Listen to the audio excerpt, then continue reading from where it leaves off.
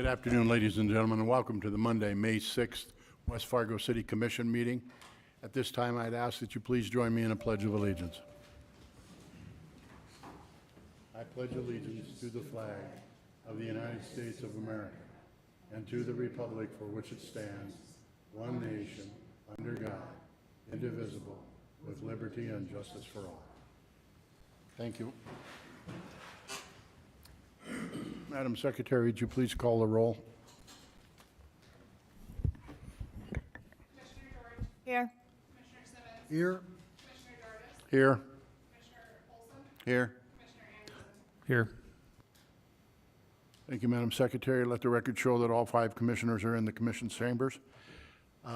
Next order of business is to approve the order of the agenda. It has been presented, and it is in your packets, commissioners. So moved. Commissioner Anderson moves, and Commissioner George seconds. Been moved and seconded to approve the order of the agenda as presented. Is there any discussion?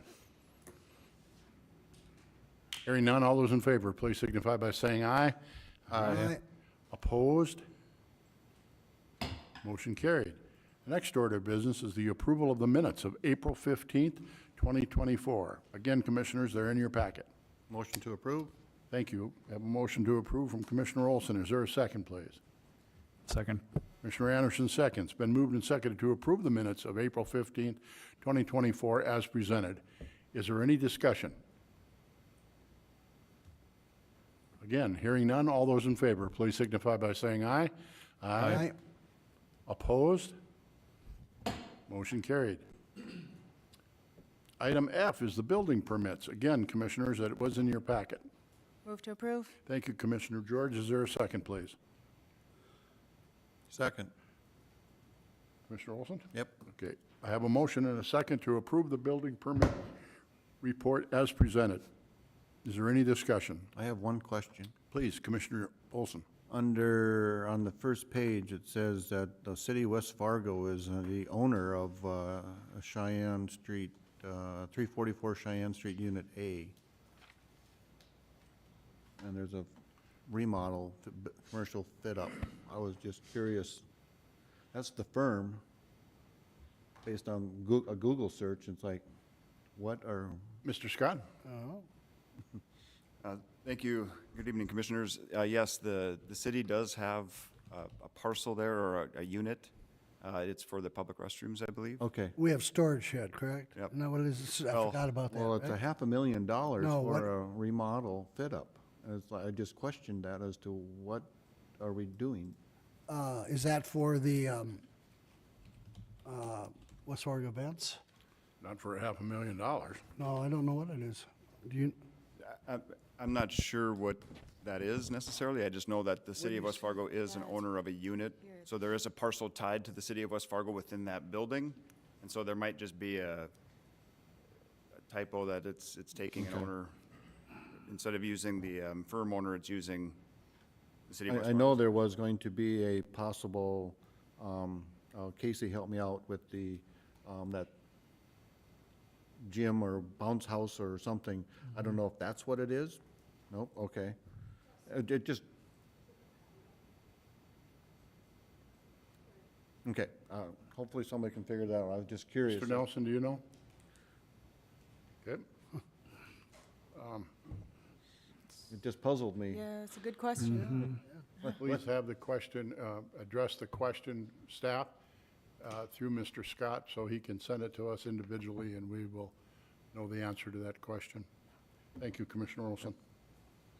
Commissioner George? Can I change that motion to put like with an exception with that one till we clarify what that is, Is that or? acceptable to the second? Yes, you can. Okay. Thank you. I'll do that then. All right. With the exception of 240224 as the number, and the contractor is CBE LLC.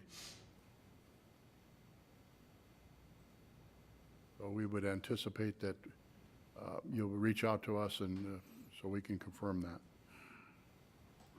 So with the exception of that, we're accepting the report. Is that correct, Commissioner? Yeah, agreed.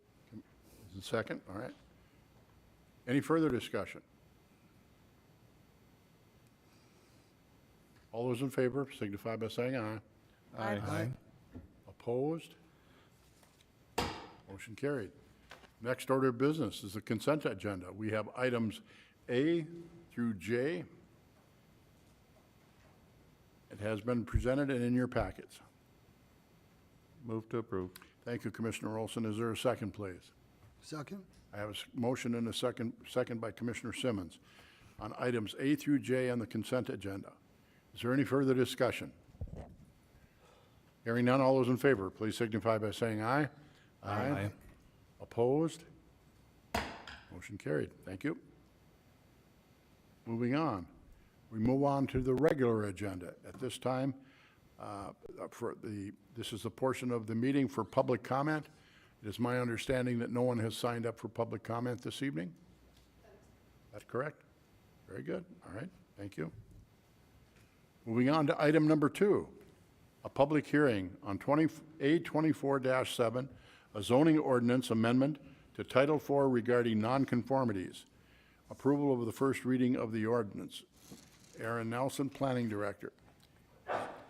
And this is also a public hearing, so after Mr. Nelson presents, we will have a public hearing and let the people respond to it. Good evening, Mr. Nelson, and welcome. Good evening, President Ardis and Commissioners. So item 2 is a proposed zoning ordinance amendment, which intends to modify the nonconformities provisions of the Title IV zoning regulations.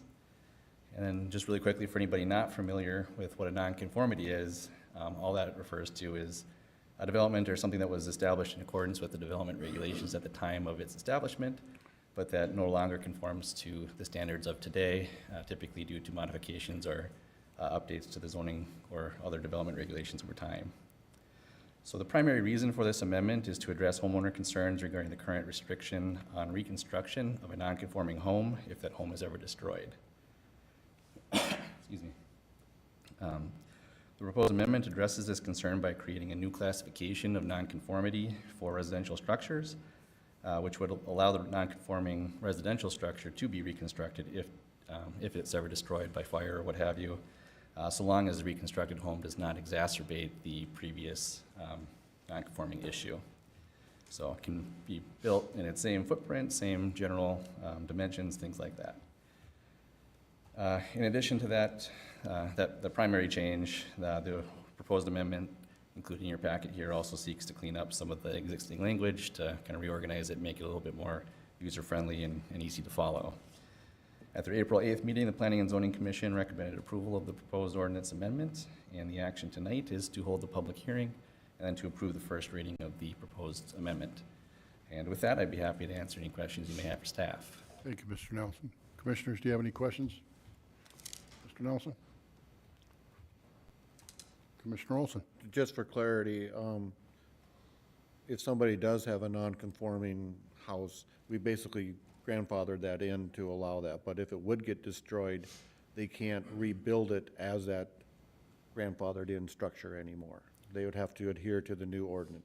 Correct. Okay. As of today, yes, non-conforming structures are grandfathered as they exist, but if they are ever destroyed, if they ever wanted to rebuild it, they would have to conform to all of the current requirements of today. Any additional questions? At this time, we close the regular agenda and we move into a public hearing. Is there anyone from the public that would like to speak to this item, A24-7 zoning ordinance amendment to the Title IV regarding nonconformities? Is there anyone from the public that would like to speak to this item? Again, item number 2 on the regular agenda, A24-7 zoning ordinance amendment to Title IV regarding nonconformities. Is there anyone from the public that would like to speak to this issue? Hearing none, the public hearing is closed. We move back to the regular agenda. Commissioners, this is an actionable item. Again, we are looking to, the actionable item is to approve the first reading of this ordinance. Motion to approve? Thank you, Commissioner Simmons. I have a motion to approve. Is there a second? Second. Commissioner George seconds. Been moved and seconded to approve A24-7, a zoning ordinance amendment to Title IV regarding nonconformities. for the first reading. Is there any further discussion? All those in favor, please signify by saying aye. Aye. Aye. Opposed? Motion carried. Thank you, Mr. Nelson. You're up on number 3, too, and this is A24-8, a zoning ordinance amendment to Title IV regarding temporary signs. Approval of the first reading of the ordinance, and again, this is a public hearing. So, Mr. Nelson, please take. Thank you. So item 3 is a proposed zoning ordinance amendment which intends to modify the temporary sign provisions of the Title IV sign regulations. So you may recall, a couple of months back, the City Commission directed the city attorney and staff to bring forward an amendment to the city's sign regulations regarding the use of semi-trailers for signage on vacant lots. The proposed amendment seeks to address this issue by prohibiting the temporary use of vehicles and trailers for special event signage, which is currently kind of a carve-out in the current sign code for a 14-day period. At the April 8th meeting, the Planning and Zoning Commission did recommend approval of this proposed amendment as well, and the action tonight is to hold the public hearing and to approve the first reading of the ordinance amendment. So with that, I'd be happy to answer any questions you may have for staff. Any questions from Mr. Nelson? I have one, Mayor. Please, Commissioner Simmons. So I apologize, but I can't get onto my screen here. So explain to me, please, what this ordinance will prohibit. Yep, so I'll pull it up. I don't know if you can see that screen any better. I can try and zoom in here, but currently, under the list of prohibited signs in the sign code, it talks about advertising or business signs on or attached to equipment such as semi-truck trailers or motor vehicles, where signage is a principal use of the equipment on either a temporary or permanent basis. And then the ordinance goes on to say, such signs may be used for special events on a site and may not be displayed for more than 14 calendar days within a 4-month period. And so what we're seeking to do is essentially striking out that 14-day period where it would allow special event signage and just prohibiting the use of trailers and vehicles for signage outright, and not allowing that carve out for the temporary 14-day period.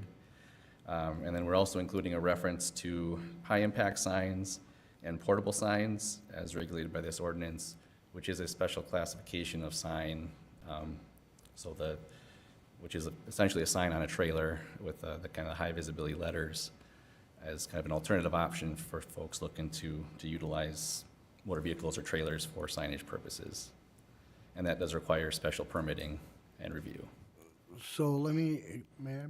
Please, Commissioner. So let me ask you these, because I'm having hard, let me just give you scenarios. So number one, political signs on vacant lots, are they still okay? Yeah, their political signs are pretty much, I think, exempt. Because it's a whole different game, right, with political signs. I mean, as far as time period, there's no restrictions to the 14 days or any of that. How about the trailer signs? People have those. I've had those many times over the years. Are those legal to put on vacant lots? If they're permitted. Pardon? If they're permitted. If you get a permit, which they normally do already, right? So there's nothing really drastic that we're Right. changing that. So, yeah, this is really what we're trying to get at here is the concern with the semi, tractor trailer. Somebody parking a semi-trailer on a vacant lot with a giant sign, strapped to the side of the trailer. Right. That's the type of thing that would be prohibited under the ordinance. And right now it's allowed. I'm sorry. So a trailer, Right. a construction trailer on an active construction site is fine, it's legal. Correct, yeah. It's when they're not on an active site that this will affect that. Right. Any more? No, that's what Commissioner Olson? That's basically what I was gonna say, plus there were businesses that had like a mattress sale on a truck Right. there for months, and that doesn't meet any of the ordinances, so be something similar to that. So are those businesses allowed to get a permit and have it on there for so many days, or is it just completely gone? So they would not be allowed to use a semi-truck Okay. trailer for signage. There would be alternative avenues for signage. They could do a temporary sign, which could be things like banners or different things. They are restricted in the size of that sign, however. Otherwise, they could go after the high-impact sign or the portable signs, which are the kind of the trailer tote-behind signs that move around. Those are reviewed. The sign companies are required to be licensed, and then those locations are reviewed, and they do have a set time period for those types of signs. Okay, yeah, I don't think I just don't want to hurt businesses. I don't want to, they're already having a hard enough time in this world, so I want to make sure. And I apologize, Right. my voice isn't very good tonight, but, okay, thank you. Commissioner George, did you have Yeah, something too? That basically answered my All right, question. very good. Yeah, Any additional questions the questions. for Mr. Nelson? With that, we close our regular agenda again, and we move into a public hearing. Again, we are talking about A24-8 zoning ordinance amendment to Title IV regarding temporary signs. The purpose of this and the action that it's looking for is approval of the first reading. Is there anyone from the public that would like to speak to this issue?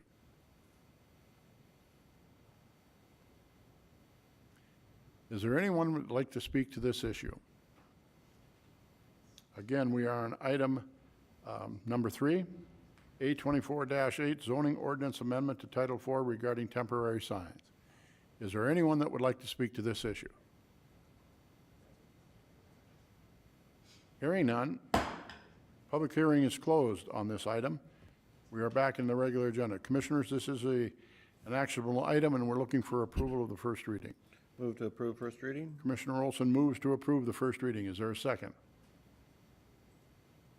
Is there a second? Is there a second? Motion fails due to lack of a second. Moving on to item number 4, the West Fargo Public Library Annual Report. We're going to call on Jenna Cayley, our library director. Good evening and welcome. Thank you, Commission President Dardis and Commissioners.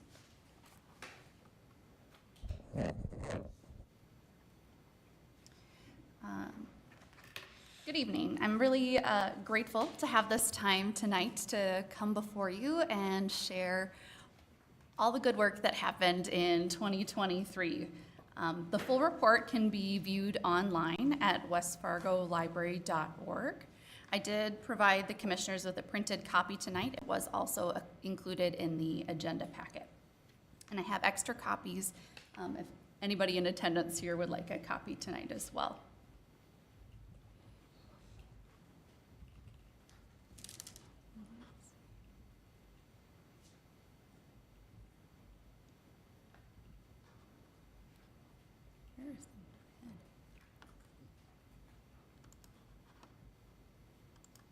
There we go.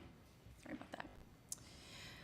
According to available census data, the population of West Fargo has increased by about 11% over the last 5 years. One would expect that the West Fargo Public Library's usage would mirror this growth, but as I shared with you in our recent space needs assessment, and you'll hear tonight as well, our usage, circulation, and program attendance significantly surpass those expectations, and we continue to set record-breaking numbers even when we least expect it.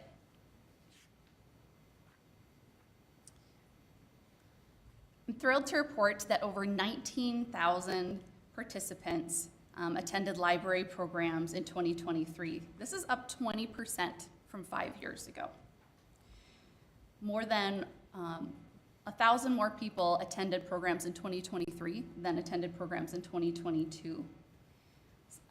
Looking back to 5 years ago in 2019, that was a record-breaking year for the library. Staff are really proud to see more people than ever participate in our summer reading program, and the library had hit a stride that was very quickly slowed down by COVID. So it's really wonderful to see West Fargo residents back at the library and enjoying our programs more than ever before. The numbers we see now blow the success that we had seen in 2019 out of the water.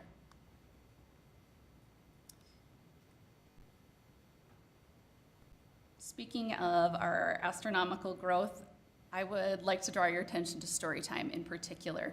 If you were to go out into the community and ask folks what is the one program you would really expect to see at public libraries, Storytime is probably the first thing that's going to come to mind. And West Fargo residents are definitely showing up for these programs. Our Storytime attendance has quadrupled in the last 5 years. I think this is really indicative of our population. We have a lot of families in West Fargo, families with young kids, and we also have a pretty dynamite children's librarian who draws huge crowds.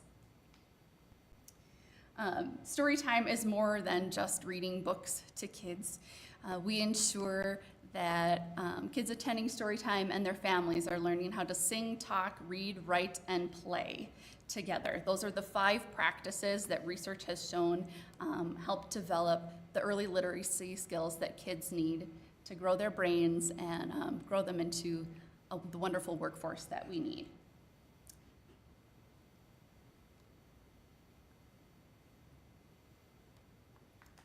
You're also very aware that we bring the library outside of our current walls.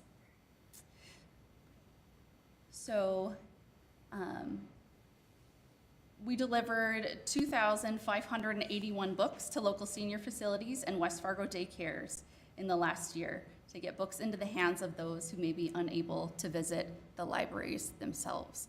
So some of this in the summer is our little red reading bus, but we also have an outreach librarian, which with your support, we were able to increase from a part-time to a full-time outreach coordinator.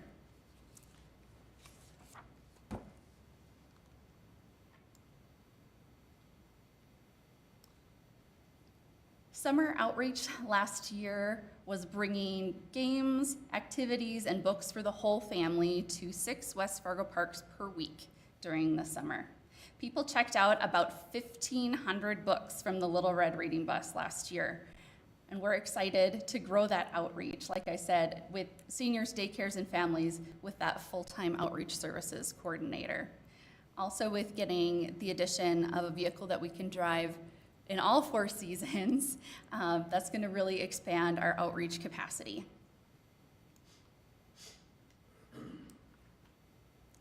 We're not only seeing growth in program attendance and outreach services, we've also seen continual growth in the number of books and other items people are checking out from the library.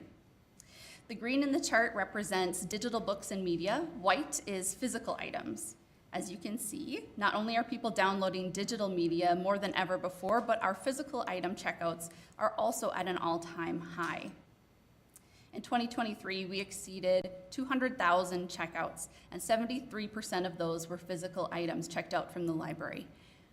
You may have heard some of the rhetoric in the community and nationwide that libraries are dying or people don't read physical books anymore, and this is just not true. We have the statistics to prove it. And in West Fargo in particular, we are a community of readers who are using the library.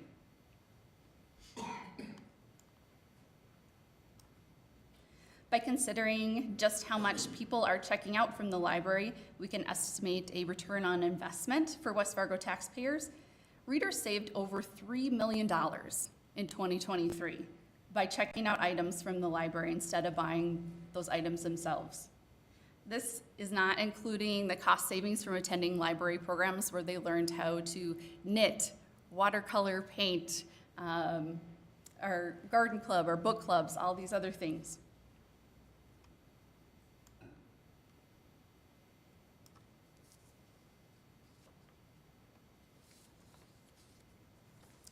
In the last 5 years, we have had 255,000 visits to the library building to browse for books, use our printer, computers, participate in events, and get help from a wide range of things from our library staff. Nearly 60,000 visits took place in 2023 alone, and our meeting room reservations doubled from 2022 to 2023. These numbers reflect only service within the library building, so this is not including the Little Red Reading Bus stops or our outreach to senior facilities. This is just in that library building. So when I saw those numbers and was reflecting on that, I asked our staff to figure out, let's look back at the whole time since we've been in the Ladone Center since 2005. What have our visits been? And so as you can see, we have actual data going back to 2011 when we had a door counter. We can estimate then going back to 2005, and we're at about 1.2 million visits to the library. I think that's incredible. And it really, again, tells the story of what a vital part the library plays in our community. In thinking about that amount of traffic that we're seeing too, as you can imagine, there are some needs that arise in high traffic areas. One of our priorities has become carpet replacement in the library. So 1.2 million visits, that's a lot of foot traffic on that same carpet since 2005. We recently replaced our service desk, and there was not carpet underneath that service desk. We have runners over the top to make everything safe and level right now, but that's kind of a temporary solution. Ultimately, we do need to replace that carpet. We've worked with the school to get some quotes on what that carpet replacement could be, and there are a few different ways that we could fund that. I just wanted to bring it to your attention tonight as an FYI. In talking with the city administration, we talked about the potential for including that in the capital improvement plan for 2025 to use those dollars. There could be a one-time mill levy increase to cover those costs, or we could also negotiate with West Fargo Public Schools. Yeah. Thank you. I apologize. Just before, so I can remember to ask questions, hopefully you don't mind me asking you one now. Sure. Actually, two. Number one, are you in discussions, I'm sure, with a city administrator to move over to the WEX building? Yep. Would that be the whole library or just a portion of the library? Well, we're looking at a very small satellite location, primarily a Okay. pickup drop-off location. There would be a small collection there and basic library services. Okay, thank It would you. not be replacing And, this library. and then a second question, just real quick. The carpet you're referring to, is there nothing in your contract that states after so many years the school district has to replace that carpet? Nope. No? We as the owner of that lease, it's on us to replace that carpet, similar to if a store were leasing a space in West Acres. Okay. So lastly would be to negotiate with West Fargo Public Schools to increase our lease payments to pay it off over a period of time. That was done in the past when we initially were fitting up and doing some remodel in that space. I think they paid it off over, this is a guess, 7 years or so with an increased lease payment.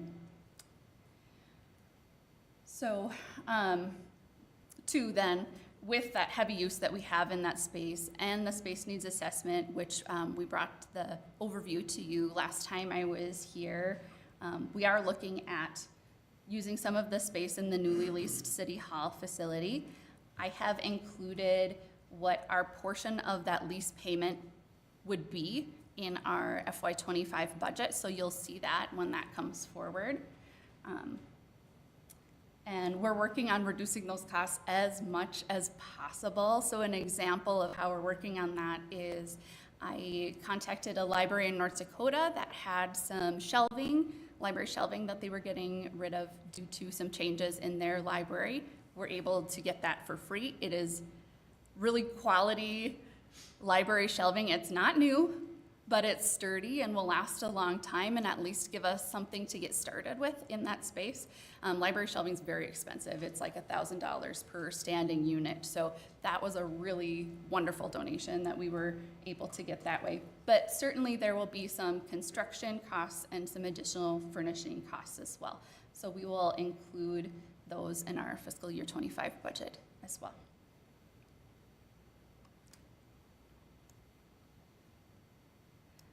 And lastly, I just want to thank our wonderful library staff, the volunteers we have, our library board, and the city commission for your work in making our public library such a vital part of the lives of West Fargo residents. Lastly, I'd like to thank the library's patrons for their support and for helping the library to be the vibrant hub of community, activity, and information it has proven to be in our community for the last 52 years. And with that, is there any more questions that I can answer for you tonight? Any questions? Excuse me, any questions? All right, thank you for all that you do for our community.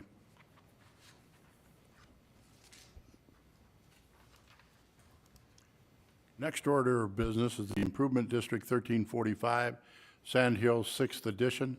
We're going to call on City Engineer Dan Hansen, and the purpose of this discussion is to accept a bid and award a contract. Good evening, Mr. Hansen, and welcome.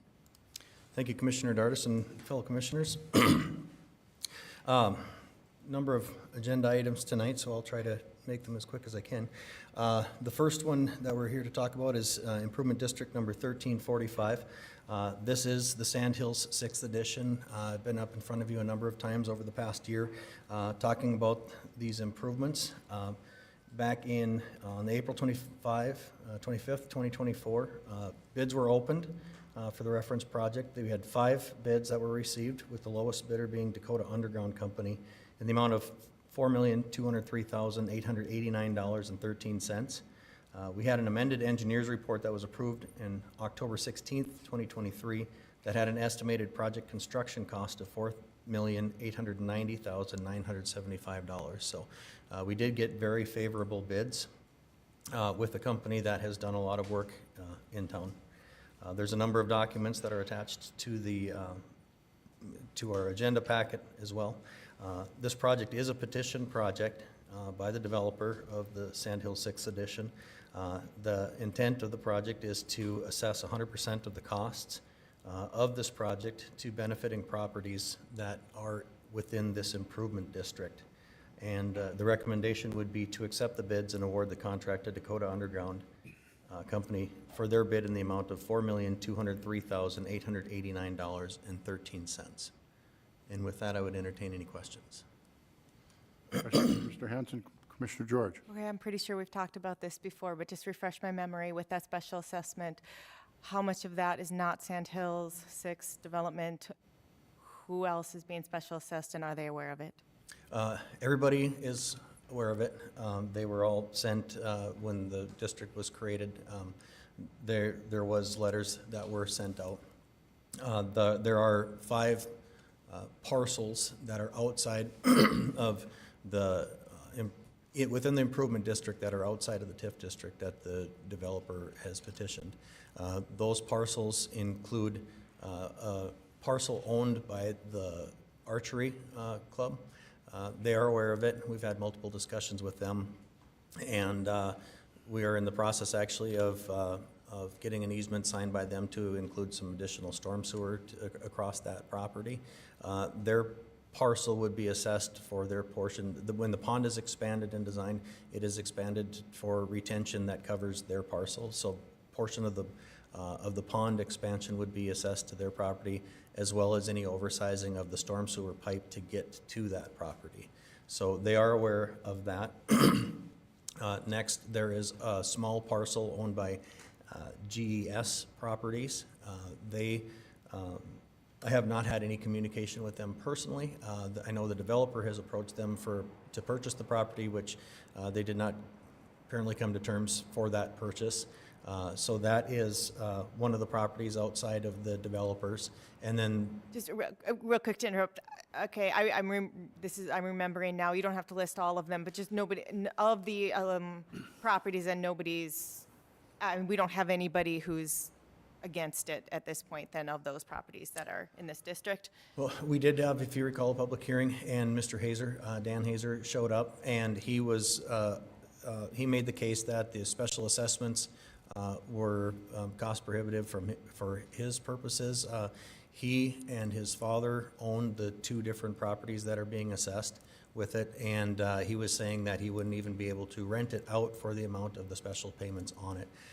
At that commission, I was directed to work towards negotiation of the purchase of that property. We have had very good discussions with them, and where that sits right now is the city does have an appraiser hired to do an appraisal of those properties. Once that appraisal comes in, we would be negotiating with the Hazers for the purchase of that property. Okay, thank you so much. Yep, absolutely. And that actually is the only other one that I was going to mention is the two three Hazer parcels. Okay, perfect. Thank you. Commissioner Anderson. Something I'm struggling with is that it's a developer petitioned improvement district, and there's 5 properties that are not owned by that developer. How common is that for a developer to petition for an improvement and then it gets spread out to other people who had nothing to do with it? I would say it's not uncommon that people would be assessed for improvements outside of the district that's being permitted. An example of this is, let's take the Hazer property, for example. The North Hazer property owned by Hazer Ventures, they will have a new street, new sewer, new water being placed in the street that is just adjacent to their property. We've actually had discussions with them of where they'd like the sewer and the water stubbed into their property to service that property. If they were not included in the district, and this comes back to when we do an initial feasibility study and engineer's report, we take a look at what are the potential costs of the project and who is going to benefit from it. And really what that report came back with is that Hazer property is going to benefit from these improvements. And so if they were not assessed, for example, and we took all the costs of the development and only assessed it to the petitioned properties, right now, then after the project is done, the assessments are levied.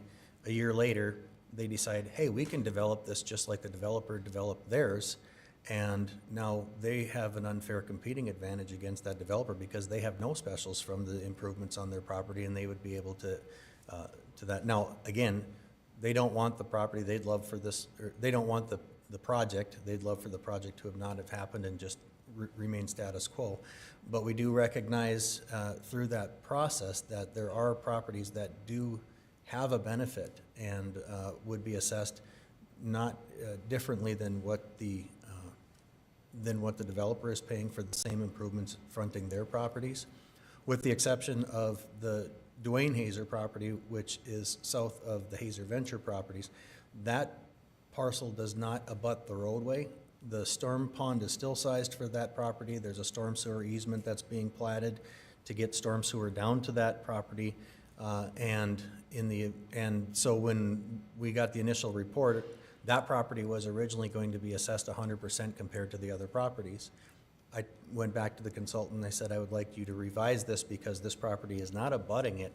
So they put a percentage on that property where it's being assessed 25% of what the other ones are being. So we did take a look at this, and to answer your original questions, it's not uncommon with a petition project for others to be benefiting from the improvements and get assessed from it.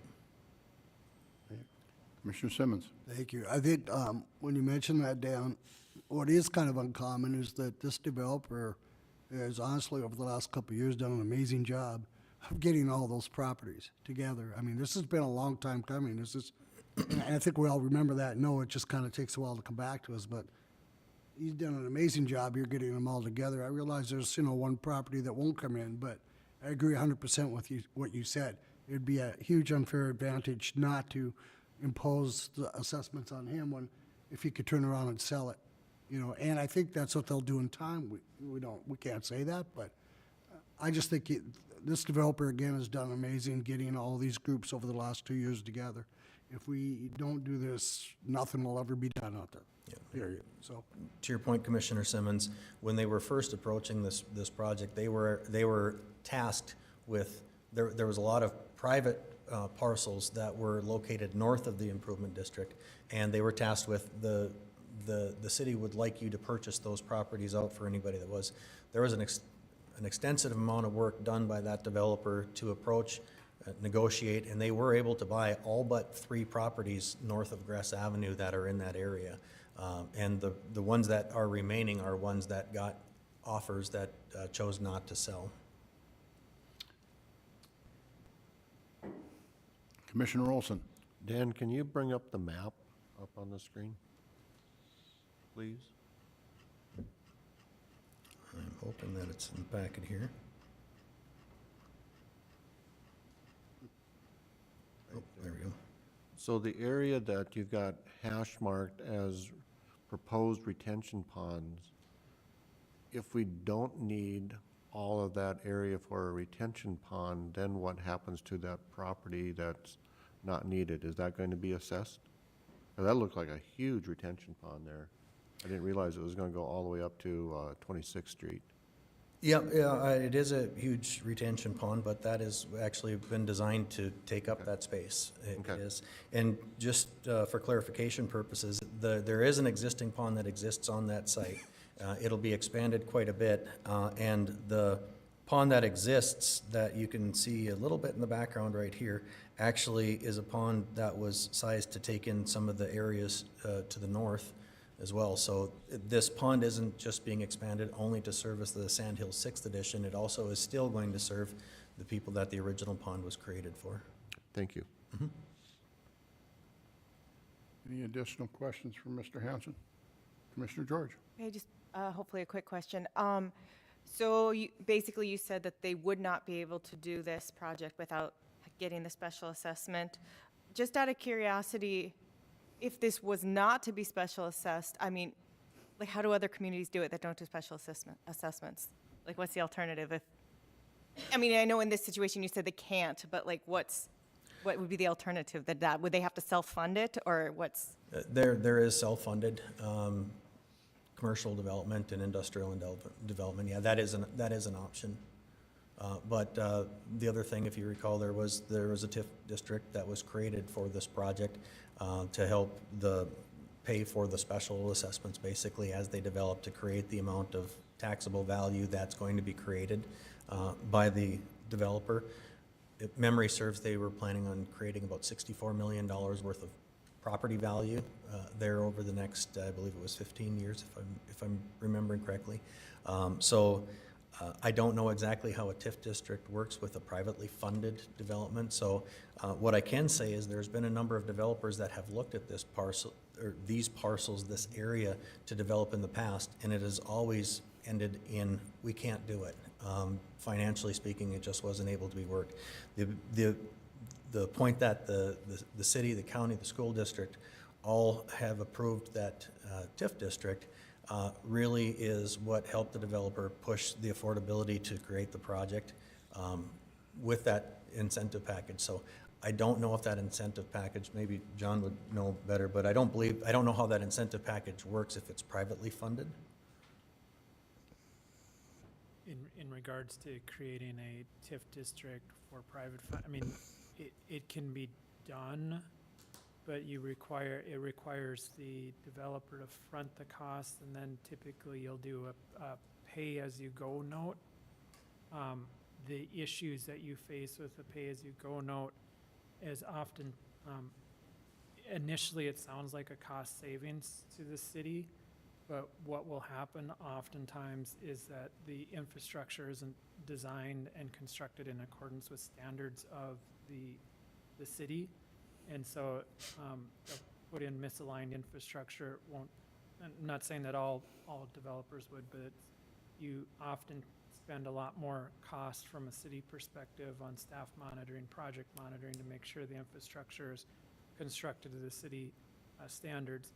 So what we've typically done in West Fargo is we'll install the infrastructure, specially assess it, use the TIF payments as permitted under North Dakota law to offset the cost of infrastructure, essentially buy down the special assessments. And that was my understanding of the overall structure here. It can be difficult for developers to fund a brownfields redevelopment like this because you're asking them to carry the costs of demolition cleanup in addition to the infrastructure costs. And so even in large cities that you face with a development like this, it's not unusual to see special assessments used with a backstop of a TIF. It would be a different case if it were green fields where there's less upfront cost for demolition and reconstruction. Good question, though. There's options, but this is, Okay. I mean, frankly, for this development, it's probably the best fit. Okay, perfect, thank you. Mr. Simmons. Thank you. Just a comment, I guess, history once again. We've been dealing with this property for probably almost 20 years. Almost 20 years we've been having numerous developers, as you mentioned, come and try to do something. And financially, everybody backed away. There was a time, many, many years ago, when we actually bought these lots from the county for $1. That's how bad this has been over the years. So, I mean, this is the best thing we've got going. I understand, and I really do the assessments, but I think they'll be fine when they sell that property. But if we don't do this, it's all over with. We might as well walk away. So, that's my comment. Thank you. Thank you. Anyone else? Questions for Mr. Hanson? Anything else for us, Mr. Hanson? No. This is an actionable item. The action is to accept the bid and award a contract. So moved. We have a motion to approve accepting the bid and awarding the contract for $4,203,889 and change to Dakota Underground. Is there a second? Second? Commissioner Simmons seconds. It's been moved and seconded to accept the bid and award the contract for Improvement District 1345, Sand Hills 6th Edition. Is there any further discussion? Hearing none. All those in favor, please signify by saying aye. Aye. Opposed? Motion carries. Thank you, Mr. Hanson. Thank you. Moving on to item number 6, the Transportation Management Center. Mr. Dan Hanson, City Engineer, we're calling on him again, and this is to approve a memorandum of understanding, an MOU. Thank you, Commissioner Proutis and Dardis and fellow commissioners. As it states in the cover sheet, many major metropolitan centers have traffic management centers. This helps with incident control and to optimize traffic mobility across jurisdictions. It mentions here that their previously Upper Great Plains Transportation Institute applied for a SMART grant to help develop a regional TMC. They failed with that, but it is a grant that has a zero local cost share. The DOT was recently awarded a similar grant to establish a statewide transportation center, which the Fargo-Moorhead Center would collaborate with. The addition of the DOT Center, the MetroCog, and the Upper Great Plains Transportation Institute, they believe that the cities now have a better application than we have in previous years. Basically, to break it down, what this would do is it would create, think of a regional dispatch center that we have for police and fire. This is something that would be done for traffic signals across the three cities, Moorhead, Fargo, and West Fargo. The potential here is to create this regional center that basically looks at timing on lights, so that way our signals are coordinated with other cities instead of us just doing ours, Fargo doing theirs, Moorhead doing theirs. It is something that would be, right now we're managing that ourselves, so it would be something that would be moved to this regional center. It really would increase the traffic flow throughout the Fargo-Moorhead area, and what we're here tonight to do is to get approval of this memorandum of understanding. Legal has reviewed it and found that and approved it. This would be a memorandum of understanding between Fargo, Moorhead, and West Fargo to pay Bolton and Mink $45,000 for their work in to basically take the original grant that was applied for and revitalize it and submit for a new grant to see if to study the potential creation of this. It's actually fairly exciting when you're talking to the transportation engineers in those other cities and ours, that this could happen. And so our portion of this would be a third of the cost, $15,000. And West Fargo would basically lead the contract with Bolton and Mink because we have a current memorandum of understanding, a current contract with Bolton and Mink. So given our current contract with them, we met with the other cities and said that we would take the lead in doing this. The same MOU will be in front of Moorhead and Fargo at their next commission meetings, with the expectation that it would pass in those communities as well. But we're bringing it forward to explain what we're looking to do here and to get your approval for us to lead this and enter into that MOU with those two cities. And with that, I would entertain any questions. Questions for Mr. Hanson? Commissioner Olson? This is just to be the lead for the grant application. It doesn't mean we would be the lead of the transportation center. No, But we don't know that that. would be an That's down the autonomous. road. Yeah, that would be an autonomous thing. This is only for us to enter into, somebody has to enter into the contract with Bolton and Mink, and this is just for us to enter into that contract with Bolton and Mink for the grant application. Additional questions? This is an actionable item. Move to approve. Commissioner George moves to approve. Is there a second, please? Second. Mr. Anderson seconds. Been moved and seconded to approve the Transportation Management Center MOU. Is there any further discussion? Is there any further discussion? Hearing none, all those in favor, please signify by saying aye. Aye. Opposed? Motion carried. Item number 7 is a traffic signal software update. Again, we call on Dan Hanson, city engineer. Approve a traffic signal management software purchase. Thank you, Commissioner Mr. President Dardis and Commissioners. The city of West Fargo has been using Centrax for our traffic system signal management. That's the computer program that we log on to take a look at what's going on across our city with our traffic signals. They've approached us with an offer for us to go to more of a cloud-based than currently what we have right now is on our servers. Talking to IT, anything we can get off of our servers and into the cloud is a good thing.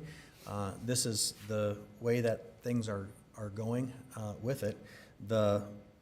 They had sent us a quote for doing this work through TCC, and there's two components of the quote.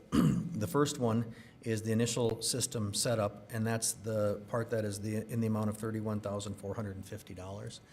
My understanding is this is a significant discount to be able to move everything onto the cloud. Eventually, if we wanted to do it at a later date, this price would go up if we were to enter into the same type of a contract. They're offering quite a discount for us to do it now, basically. The second half of it is, it says a quantity of 3 at $11,445.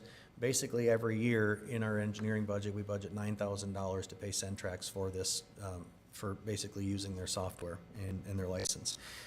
That price is going up to $11,445, and what they're doing is this would pay for the first 3 years of using that software. So the $9,000 we've been budgeting this year and in future and every year, we wouldn't need to budget that for the next 2 years.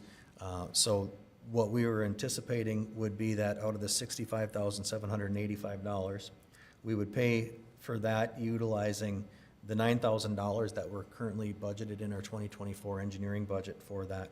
And the remaining $56,785 would be paid for via the capital improvement sales tax. And in doing this again, we would be lessening our payment, the $9,000 payment which would actually be $11,445. We won't need to budget that the next 2 years for our Centrax. So we would recommend that we approve this software purchase. And if there's any So questions. what type of software does Fargo and Moorhead use?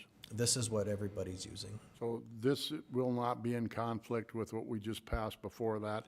This is Correct. dollars that will be well spent? Yes, and if that regional dispatch or the regional management center happens, it won't happen in the next 3 years. This is going to be something that's going to be done in the interim. The other thing is when we eventually do, say, have that center, if it does get built eventually, being in a cloud-based server, a cloud-based technology, it'll make the integration over to that center so much easier than coming off of our servers.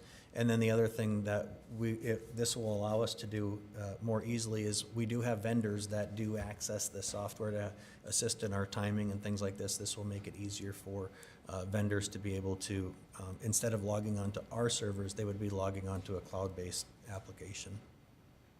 Thank you.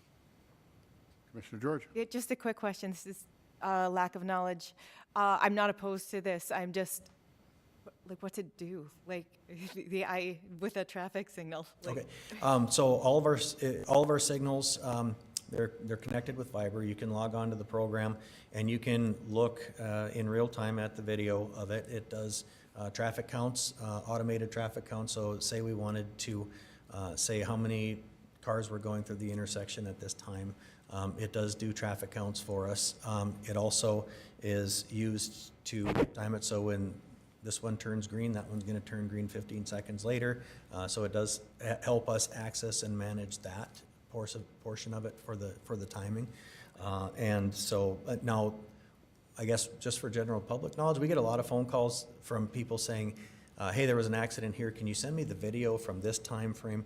We don't record video and have that saved. We don't save any video from that. It's just real-time video that is there. But we also do not use detection loops under our signals where a lot of times, you know, it's a red light, red light, red light. You pull up to it and then it turns green. There's different ways to do that. Some of it is there's actually a loop that's put into the pavement under the ground that recognizes that a vehicle is on top of it, and that's what tells the signals to turn green. Ours is done through those cameras.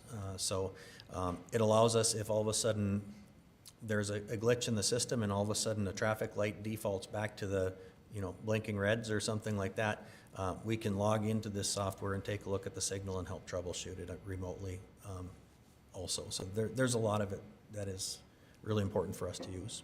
Is it possible, you said right now we don't record accidents with something like this, if we wanted to later, is that something that's possible or not?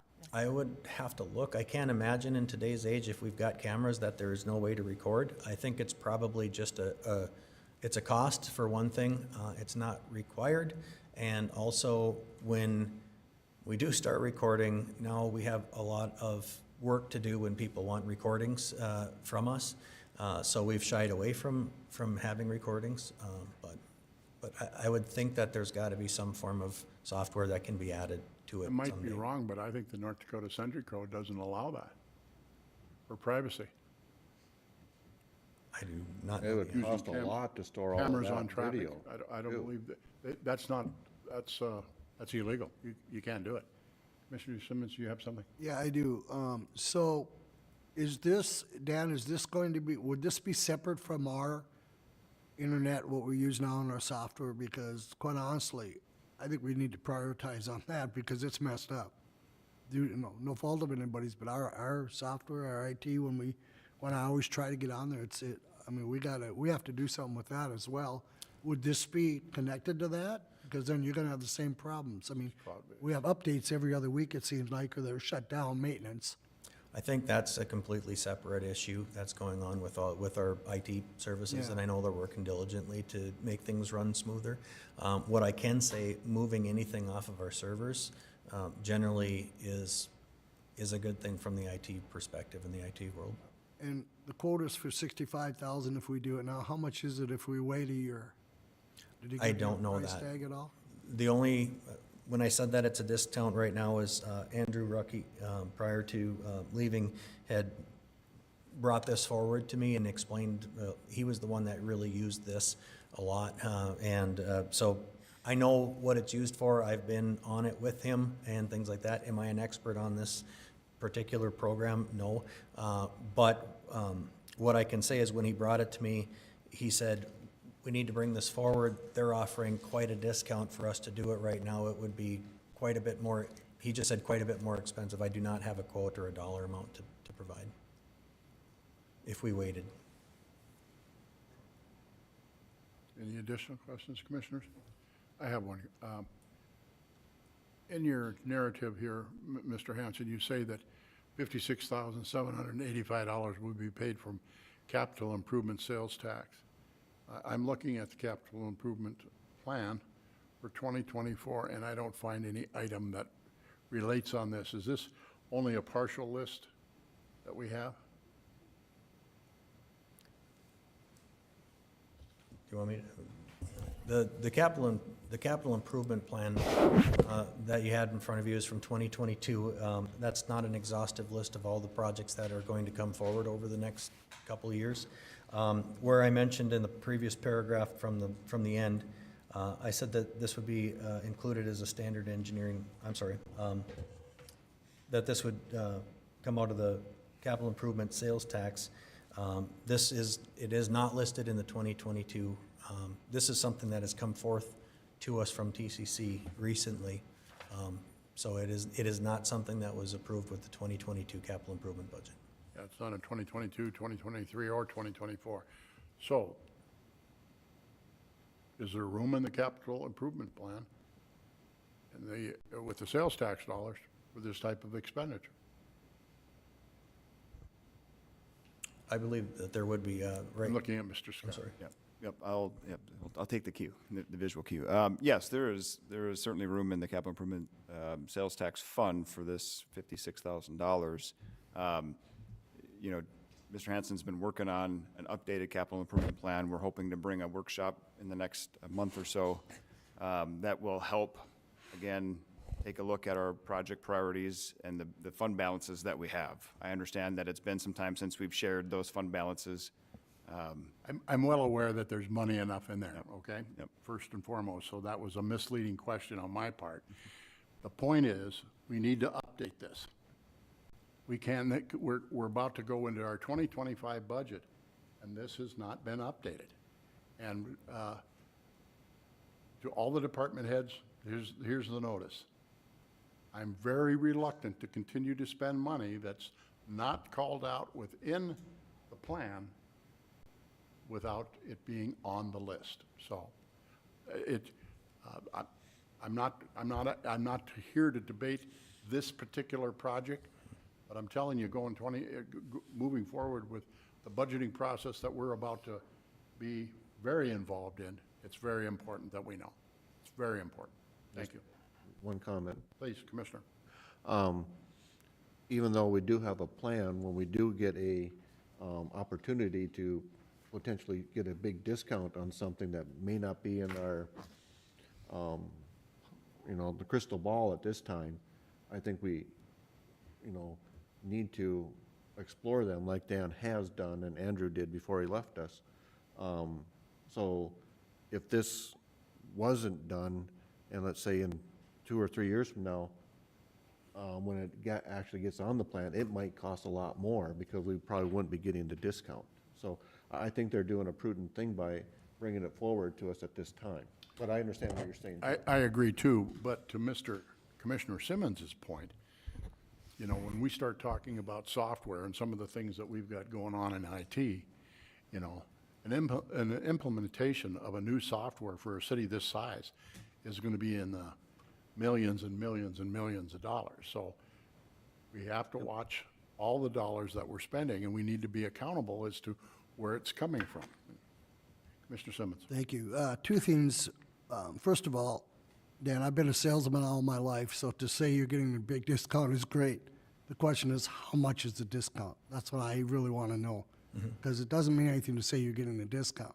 The second thing, Dustin, is I'm wanting to make sure that IT put enough in their budget, because I'm afraid that, when we talk about sales tax capital improvements, they're going to need some funds to do that. And I hate to pull, not that this is a bad project, Dan, but I don't know that it's necessary right now.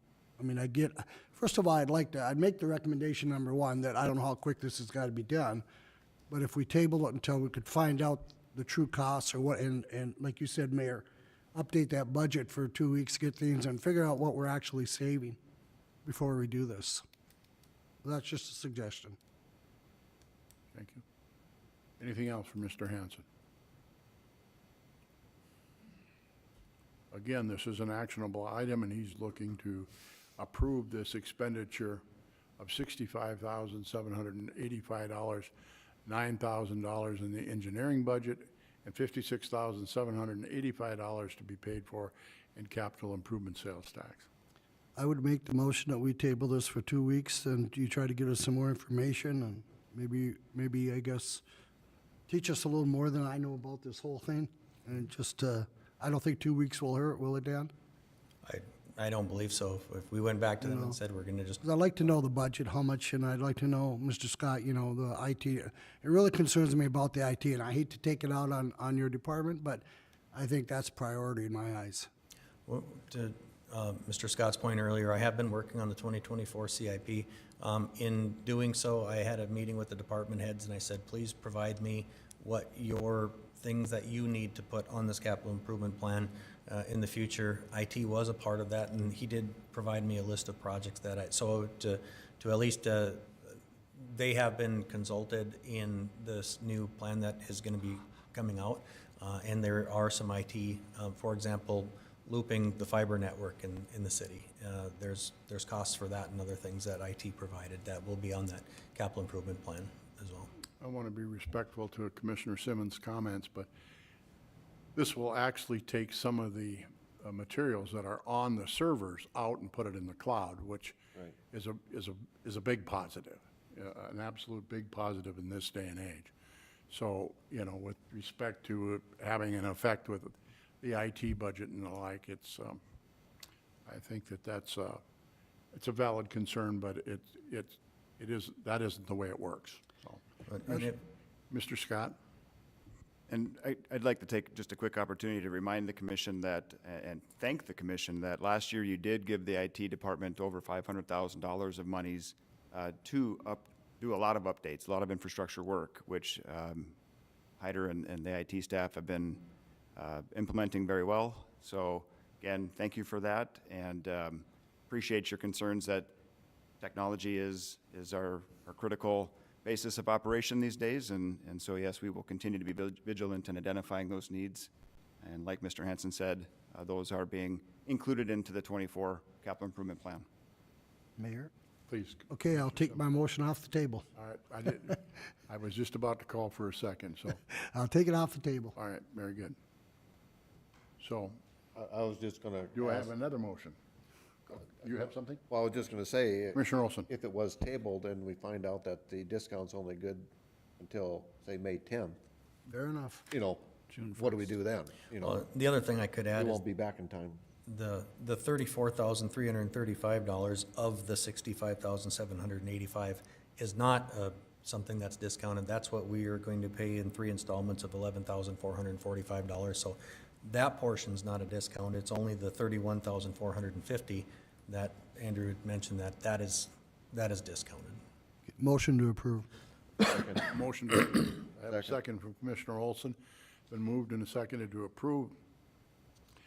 Item number 7, the traffic signal software update. Approval of traffic signal maintenance and software purchase for the total of $65,785. Is there any further discussion? Hearing none, all those in favor, please signify by saying aye. Aye. Opposed? Motion carried. Item number 8 is a 2024 street lighting improvements, Phase 1 LED street light conversion equipment purchase. Again, we call on Mr. Dan Hanson, the city engineer.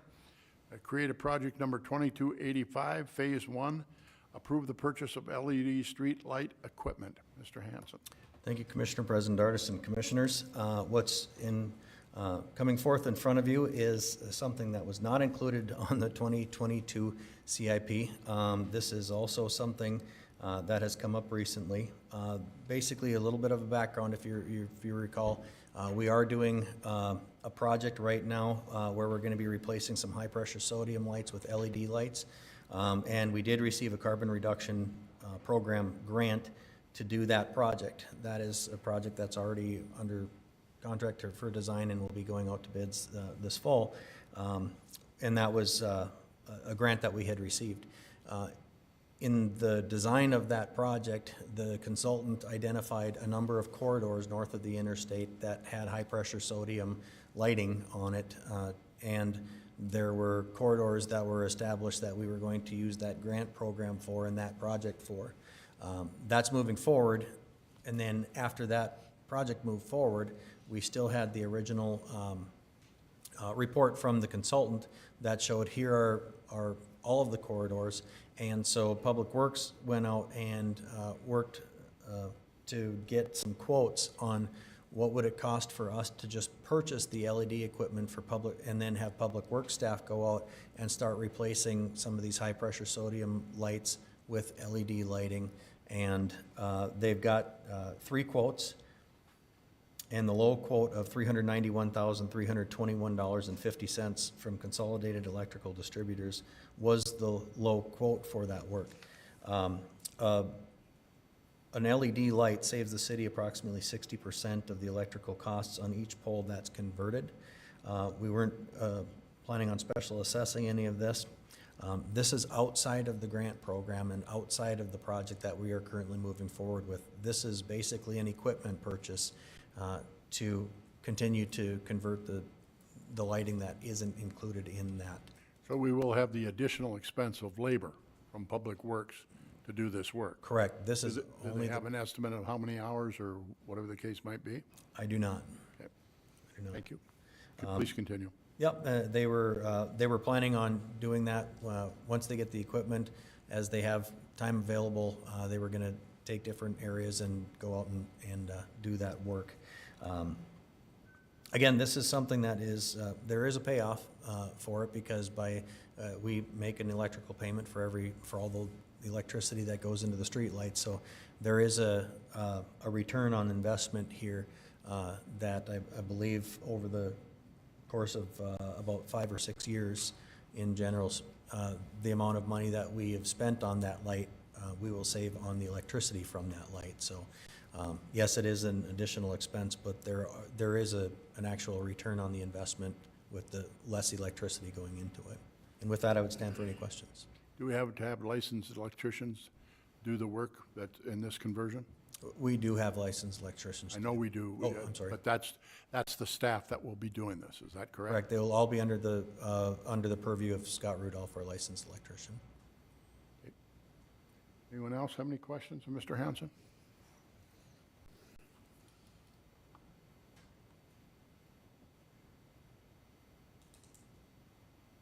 I'll make a motion to approve. Thank you, Commissioner George. I have a motion to approve. Is there a second? Second. Commissioner Simmons seconds. Been moved and seconded to approve the 2024 Street Lighting Improvement Phase 1, the LED street light conversion equipment purchase, and create a project number 2285, Phase 1. Is there any further discussion? Hearing none, all those in favor, please signify by saying aye. Aye. Opposed? Motion carried. Thank you. Item number 9 is the 40th Avenue roadway improvements. Mr. Dan Hanson, City Engineer. Accept a petition for improvement and direct the engineer to prepare a preliminary improvement work agreement. Mr. Hanson. Thank you, Commissioner President Dardis and Commissioners. Greenworks Properties LLC submitted a petition that's included in the packet. What they're asking for is for the city to modify 40th Avenue West to provide the ability for traffic to make a legal U-turn west of the Sheyenne West property entrance. There were 2 options that were sketched up that we've, excuse me, that we've ran through the engineering department, we've ran it through our planning department, and then it was also presented to the Planning and Zoning Commission on April 8th, 2024. The 2 options that we had brought to planning and zoning that engineering can support the study of consist of a mid-block unprotected U-turn as well as an unprotected U-turn at the intersection of 4th Street and 40th Avenue West. Right now, if you recall, U-turns are not available or not allowed in that, because if you were to make a U-turn, you basically can't make the turn without going through the intersection to the south down 4th Street, and or if you were to try to make a turn prior to that at a mid-block, there just isn't enough space in the 2 lanes provided eastbound traffic to make a safe U-turn. So basically what this would do would be to add a 3rd lane in the area that the U-turn would be permitted for cars, just cars and vehicle traffic, not truck traffic, to be able to make a U-turn. And then, so they would make that U-turn, utilize that 3rd lane for their turning movement, then they would basically get back onto 40th, and then westbound traffic on 40th would be able to make a U-turn and then head east and take a right to go south into the West property. That's the request that is being asked when we were in front of Planning and Zoning Commission. They also asked if we could include in the study an option of providing, creating a roundabout at that intersection of 4th and 40th Avenue West. We talked about the costs of a roundabout are quite large, but they did request in their conversation that we bring forward for the city to approve us moving forward with a study that looks at those 3 different options. So right now, it's basically what's in front of us is to accept the petition for the improvements, and then direct the engineer to prepare a preliminary improvement work agreement. That would be with the petitioner. The petitioner understands that any work that is created from this would be 100% assessed to the property that West exists on, that's owned by Greenworks Properties LLC. They've said that they would take all of the assessments for that project. Just moving forward, they have been asking for a number of years for help in trying to figure out a better way to access their properties. Recently, if you recall, a decision was made that we didn't want to allow access through city-owned property. So this is basically the last idea that we could come up with to keep any kind of turning movements actually within the 40th Avenue right-of-way. And to do this, again, it would take 98% of their traffic that's accessing their site and allow them the ability to make that U-turn and access the site without breaking any laws. So, with that, I would entertain. Has engineering given a rough estimate of what they believe that this work would cost? So, and is the owner aware of that? I have not done an estimate on the cost. The next step would be to prepare the preliminary improvement work agreement. So we do have a quote, task order from a consultant in the amount of $20,000 for them to do this study, and the study would analyze all 3 of those options and come back with the estimated cost for the improvements. The preliminary work agreement would be between the city and the petitioner, for the petitioner to write the city a check for that $20,000 that gets put into a non-interest bearing account. So if it comes back and it turns out that this is $4.3 billion and nobody can afford it, we are going to use the $20,000 that would be paid to us to pay for the study. So this study would not cost the taxpayers anything to conduct. If the project does move forward, then we return the $20,000 to the petitioner, and those funds, like any other project, get absorbed into the assessment district. Just want to make sure we're communicating properly. Commissioner Simmons. Thank you.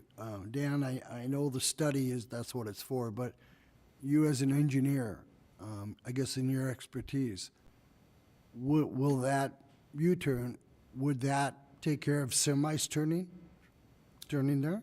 No, if you take a look at, for example, it's been brought up a number of times, 52nd over in Fargo, where they've got those J-turns. Everybody's kind of seen them if you've driven down it.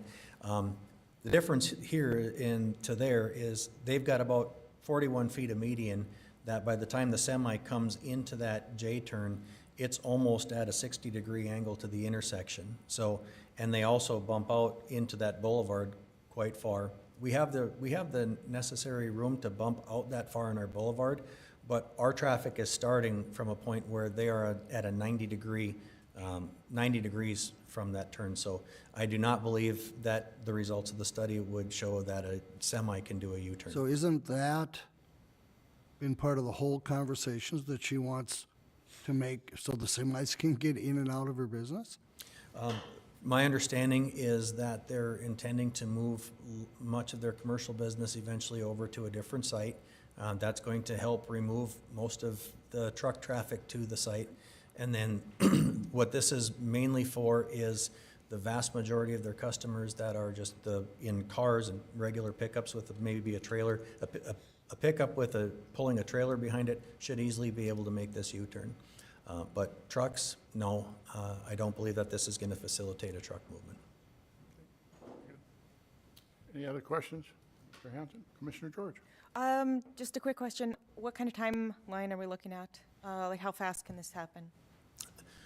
Well, basically, there's a process that we have to do with the assessments that we have to go through. We have to have the preliminary engineering report done. The consultant would take probably, say, a month to do their study plus produce the engineering report. I would estimate that we would probably be able to have that back in June. But then you also have your bidding and negotiation. You still have to produce the plans and specs. So we would get to a point where we have to authorize the engineer to prepare plans and specs. That's going to take a month or two. And then to get cut to the chase, construction would not happen this summer for that. And talking to the petitioner, she understands that. And so it's still an option for her to see a light at the end of the tunnel for the access. Okay, thank you. You're welcome. Commissioner Olson? If this J-turn or whatever we would call it goes into the right-of-way, is there any infrastructure underneath? Yeah.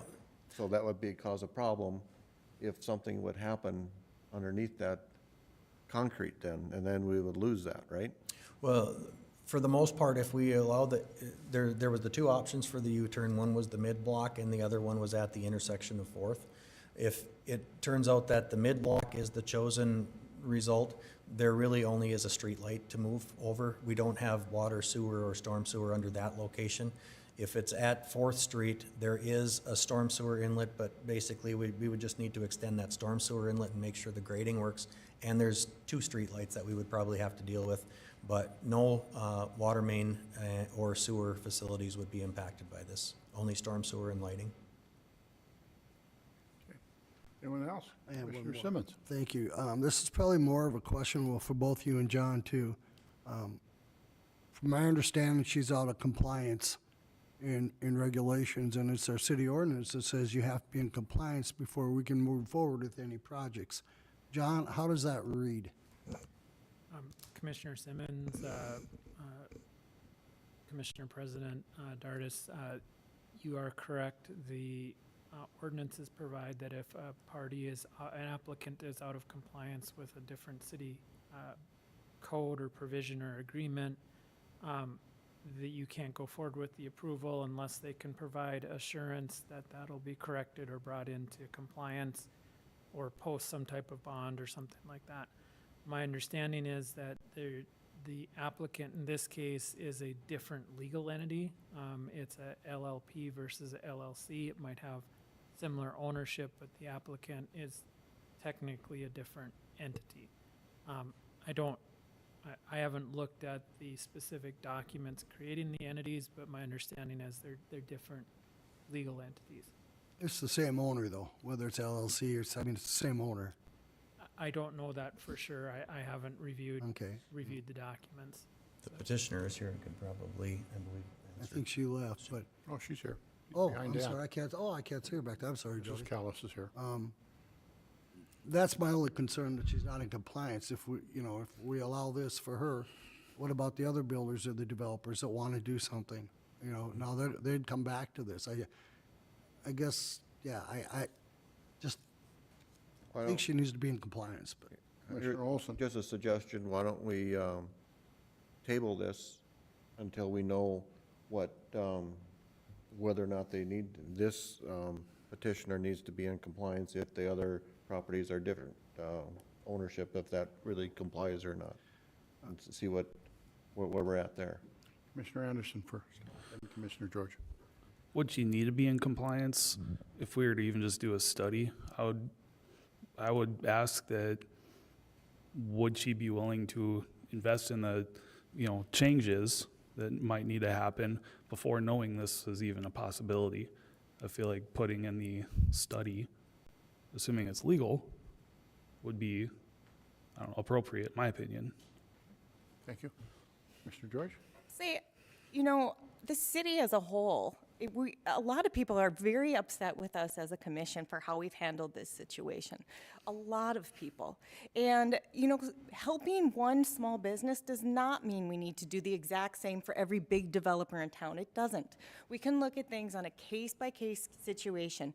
And part of what we do should be to help people, help our small businesses, help our residents, and do what we can. This is such a simple ask. We can check the compliance, we can figure that out, but let's help her. I just can't understand why we as a commission are not doing everything we can to help out this woman in this business. Mayor, Commissioner Simmons. Commissioner George, I'm not against this project. I think this is the farthest we've gotten, but again, it's not like, we have legalities. We can get sued. We have to be the same for everybody, small business or big business. No, we don't. There's nothing legal that says we have to do that. John, let's turn to our attorney. Can we do that? Sure. Can you, if she's out of compliance, she's out of compliance. We don't let people be out of compliance, do we, and move forward, or do we, with projects? Commissioner Simmons, I believe they're two different entities, so I'd need to verify that for sure. Since they're two different entities, they may have an argument that it's a different entity and the ordinance wouldn't apply. The ordinance also has a safe harbor that allows, if the entity is not in compliance, if they can prove up how they would come into compliance, then you can go ahead and grant it also. And so, and I haven't looked specifically at the incorporation documents, but, initially they look like they're two different legal entities. So arguably, the ordinance wouldn't apply regarding approvals. The Shy West property is owned by Greenworks Properties LLC, and that's our petitioner. The property owned on the west side of town is owned by Greenworks Properties LLP. And my understanding is that the LLC could not own that because it was agricultural. So a new business entity was sent up, the LLP was set up to purchase that property. So it is the same Greenworks Properties, but one's an LLC and one is an LLP. So legally, we're good. Anyone else? My position is that I support, I think what Commissioner Anderson said is correct, is that at this point in time, this is a separate issue versus the non-compliance issue that's been raised.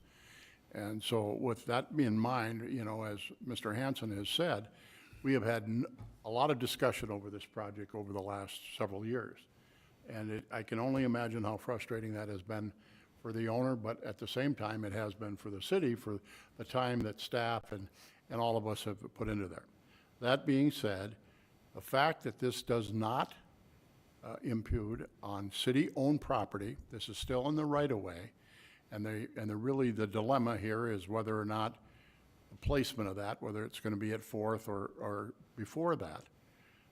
I think that this is time that I'm going to support this, and I think that we should try and move forward on this, and so that's where I'm at with this. So this is just to initiate the study? Yes, that's correct. Nothing Yes, beyond that at this And I- point? Initiate this, Mr. Hanson. What this does is it accepts the petition from the petitioner, and it does not initiate the study yet. It allows us to for me to bring back at the next commission meeting the preliminary improvement work agreement that would be to set in place the contractual obligations of the petitioner to give us $20,000 to use towards the study. So the next meeting would be to approve this, accept the work agreement and approve the study. This is just to, for me to work with Greenworks Properties LLC to bring back that agreement at the next commission meeting. Thank you again, Mr. Hanson, for clarification. Commissioners? Move to approve. Commissioner George moves to approve. Is there a second? Second. Commissioner Anderson seconds. Been moved and seconded to accept the petition for improvements and direct the engineer to prepare a preliminary improvement work agreement on this project. Is there any further discussion? Hearing none. All those in favor, please signify by saying aye. Aye. Opposed? Motion carried. Thank you, Mr. Hanson. Thank you. Item number 10 is a fit-up commission chambers at the new City Hall location. Again, this is in, we're going to adjourn for 5 or 10 minutes, please. We're taking a break. Thank you, Mayor. You're welcome. You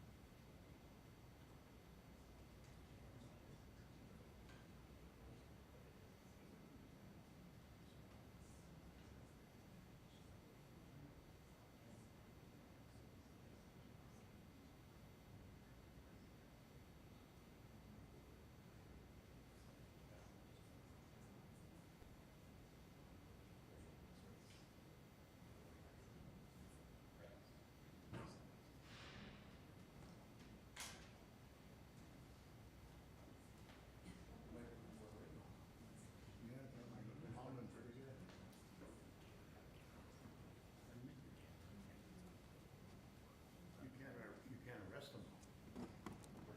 You can't arrest them. In North Dakota, you can't even arrest them.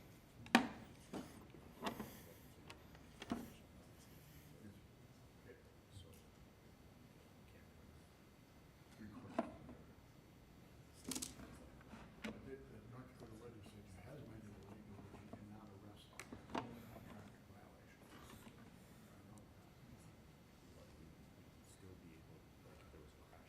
violations. For that, but for speeding, or for stoplight, for speeding, you can't, because you can't tell us the person's running a stoplight. Should be able to, if you can prove that that was. Check with John. Watched the guy the other day, came to a stoplight, there's no Chinese car, at the stoplight, and there's nobody coming, he was heading north on Cheyenne, nobody coming east of us, he took, came to, hung up by the fire hall, on Cheyenne, red light again, nobody coming, he took right off, everybody else waited, and then when we finally got up to where RJ's store was, well, there was smoking there, he was not first in line anymore. Yes, we did. Last week, Thursday, 3 lanes going north. I'm stopped in the west side, and the car stopped on the east side. And we're stopped there, I don't know how goddamn long. And I heard somebody punch you. We're sitting here stopped, I mean, it's a red light. This car is coming from, just for kicks, that first time there. There's just starting to come out here, and he punches it. I look in my rear view mirror, and he's still 50 to 60 feet behind it. Oh, you see. It is crazy.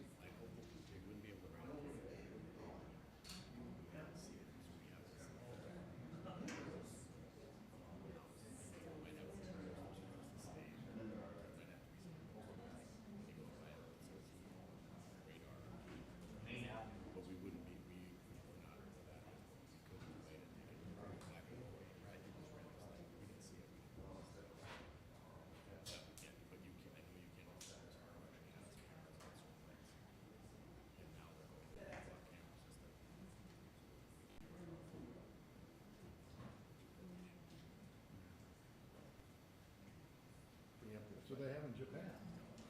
Every street, every shields in the country has a lot.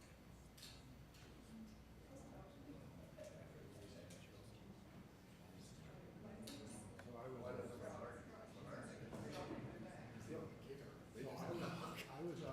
was at Walmart in 32nd. And the manager came up and paid. I want a rubber repair kit. $13 for this stuff. Because they lock up. So he's, yeah, it's a small part. And I said, why would something like this be locked up? I mean, and he says, you know what our loss prevention was?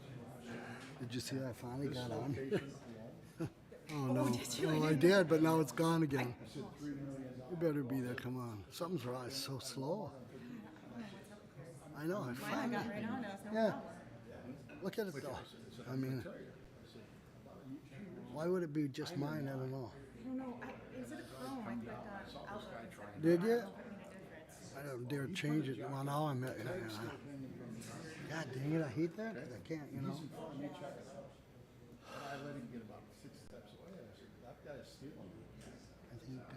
if you want to, we should push it to get it, get Dan on the ball and get it done. It's back on the agenda. Yeah, that's what I think too, because Just it's talk like to him, now is her. talk to him afterwards and tell him, let's get it going. Yeah, I agree with you. It's crazy now. It's just, the only part that concerns me, I know she's complaining about the semis down the road. But, And I feel like this is not where the customer is not. yeah, yeah. I'm fine. Let's just do it and be done with it. We'll try to get it back on then so you can get it done. Get it you know. done. I guess so. I'm out again. We'll reconvene the city commission meeting.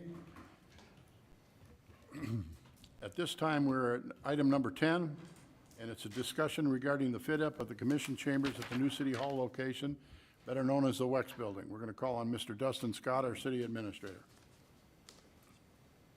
Well, good evening, and thank you, Commission President Dartis and Commissioners. Well, technology, it is the vital way of life today, and we've talked about various technology topics tonight, and so this particular item here is addressing technology, and more specifically, the technology we have in this very room. We can all, I think, agree that we've had our challenges and ups and downs with the operating public meetings in here. And, you know, really, the system here is at its end life. It is an outdated system that is very challenging for our IT staff to troubleshoot, to operate and maintain, and we are just kind of biding our time before we have either a major issue or a complete failure. So what the item is before you tonight is to allocate funds so that we could build a new commission chambers with our new city hall location. That would also include a request to install a backup generator to supply power to the entire building along with the new commission chambers. Altogether, I'm asking for $325,000 to be added to the original $500,000 budget for the infrastructure costs to move over to our new city hall. So with that, I would stand for any questions. Commissioner, questions for Mr. Scott?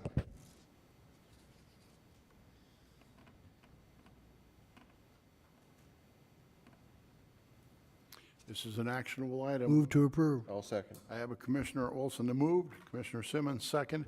Move to approve the expenditure for updating IT and setting up the new city commission chambers at the new facility. Is there any further discussion? Hearing none, all those in favor, please signify by saying aye. Aye. Aye. Opposed? Motion carried. Thank you, Mr. Scott. Item number 11 is again, we're going to call on Mr. Scott, our city administrator, and there's two agreements with Ide Bailey, a 2023 audit, hourly not to exceed $53,000, and a GASB assistance, hourly not to exceed $25,000. Mr. Scott. Thank you again, Commissioner President Dartis and Commissioners. Well, try to be brief here, but we are excited to get underway with our 2023 audit. Before we get too far, obviously we need to execute contracts with Ide Bailey.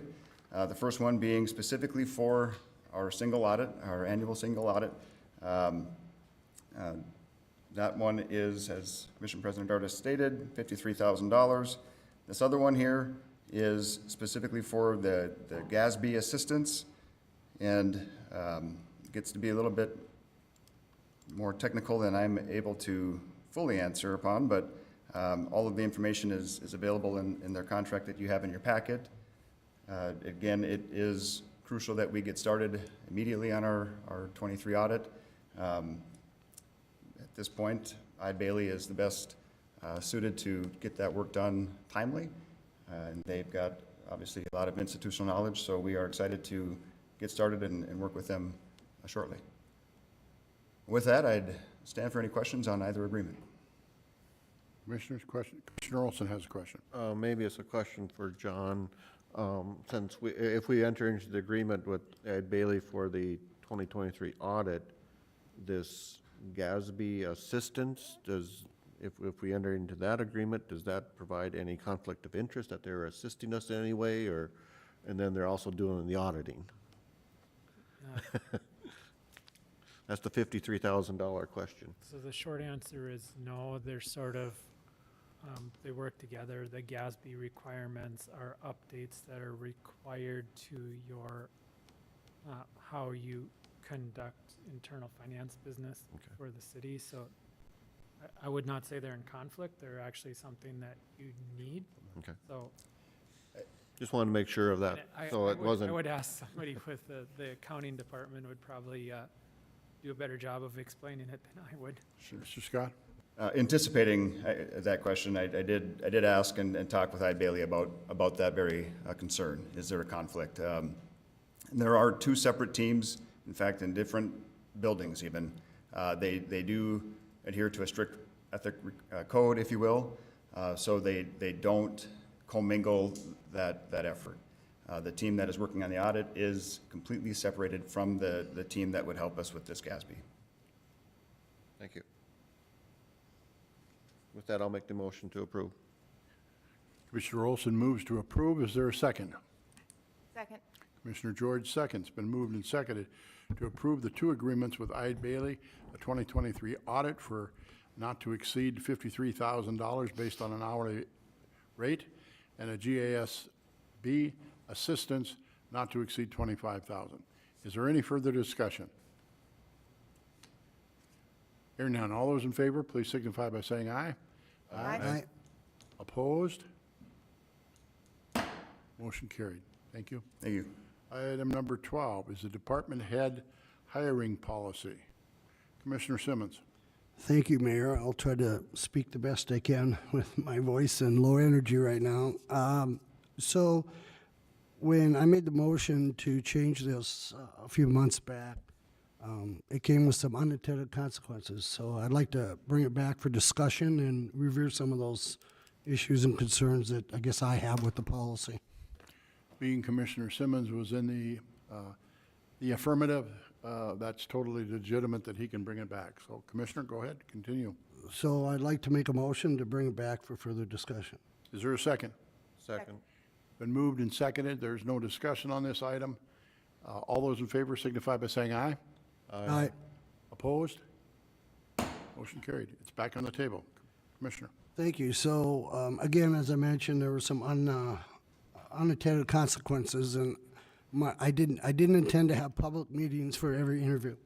And that's the problem we're having right now. It's got nothing to do with full disclosure. It's got nothing to do with the media or the citizens. It's got more to do with our candidates who want this job. The minute they come in the door, right, as our policy says, right off the bat, it's public records. And I really think it's been detrimental. I think we've seen how long it's taken to get some of these candidates.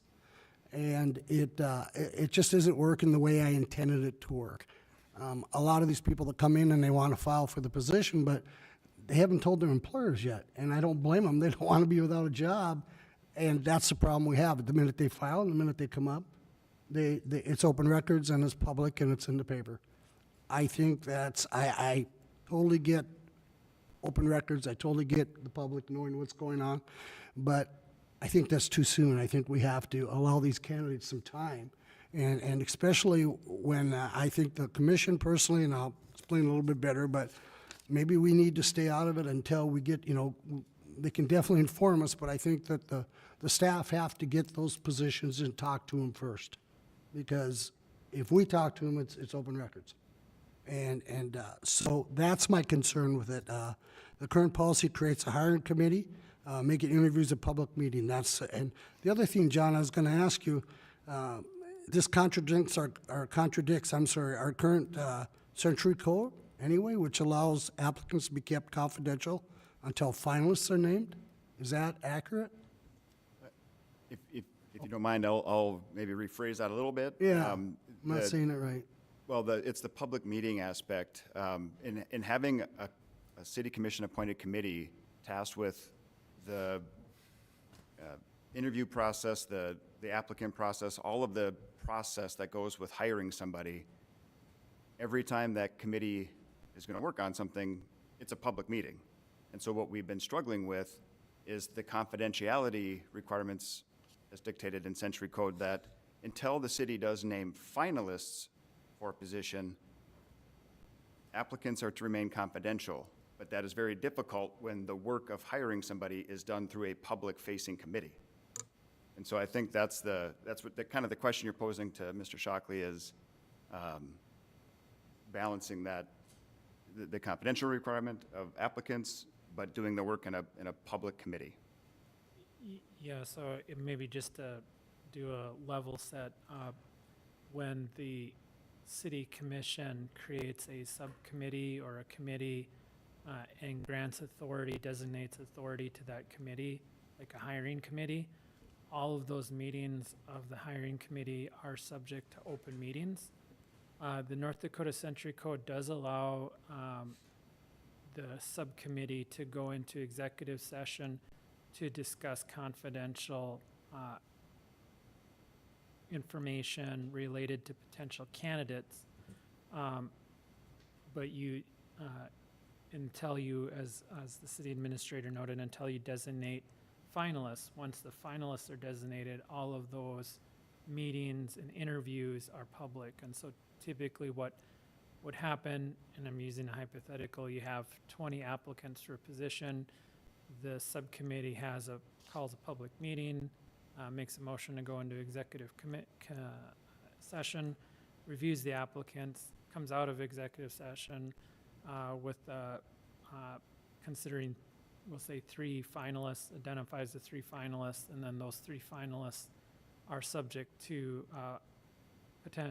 the records are public, their information is public, and the interviews are public. How it was done before at the city was the city administrator would conduct the interviews and then bring forward the candidate to the city commission for final approval. Typically is what would happen for a director level position, rather than a formal committee going through the review process and vetting. It's a requirement once you create a committee under North Dakota law that you have to follow those rules. So with all that said, it's still, at the end of the day, to me, it's not the intention that I wanted or that I thought I brought forward, and it's detrimental to what we're doing, I really think so. So I'd like to change that. There's no comment on that part. I think it's in your packet, is it not? The new procedures? The only thing I want to add to that new procedures is that we dissolve the existing hiring committees as well, because they were, I think, appointed, Mayor, by you. So we would have to dissolve those committees along with this, and then it would go to exactly, and I'll read it so you know. It says, when hiring department heads, the city administrator or the designee will engage up to 2 city commissioners, consideration will be given to involve either the commissioner holding that department portfolio or the commissioner who holds a secondary portfolio, but not both. Commissioners involved will be chosen from that remain. Is that the right one? Yes, that's right. Okay, it is. So that way the staff gets some time. One question, would there be more people involved on this possible hiring committee than just 2 city commissioners? Would you, if we did this, would there be staff people too that would be part of this hiring committee? Well, to start with, I want to focus on that this will not be a committee that is appointed by the commission. I mean, Right. That's at the foundation, I think, part of the Right. concern here. So Yeah. what'll take place is at the direction of the city administrator or a designee, depending on the position.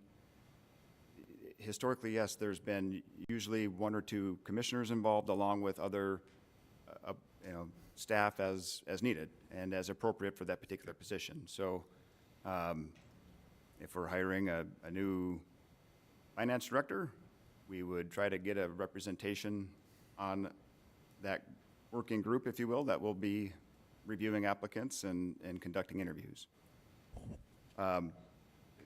I'd also like to note that this is really going from, you know, this current policy would be repealed, but we would put this new procedure in our employee handbook policy, which is still a policy that is memorialized. It just gives a little more discretion to the city administrator and the commission as to who's going to partake in that hiring process, taking away the public meeting requirements, because that's where it has become very cumbersome. Yes, we can go into an executive session, but, you know, it's, as a committee, for example, the senior director position, it's Commissioner Anderson, Commissioner George, and myself. All it takes is for two of us to talk, and that's a quorum. So to even have a discussion on something, you can't do that because it creates a quorum. And so taking the committee, the public committee aspect out of it would certainly make us a little more agile to work on these things, but it also helps with the confidentiality requirements in Century Code. Dustin, that's what I want to say. I want to stress very much that this isn't about hiding anything from the public whatsoever, but more about even candidate confidentiality. Because again, as I stressed, we need to get applicants here, and they're not going to do it if they know right away they're going to be on the news the next morning. I mean, unfortunately, that's the way it is, so.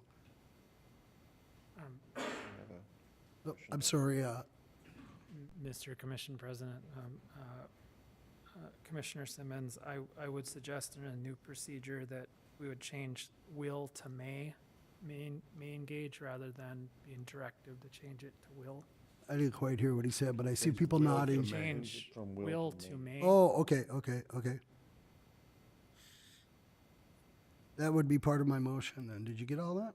We had a question from, Commissioner George. Okay, yeah, just clarify this for me, okay, because I thought the main thing that he wanted was we don't have two people that hold the same portfolios to be on the committee, was the primary objective of the original vote.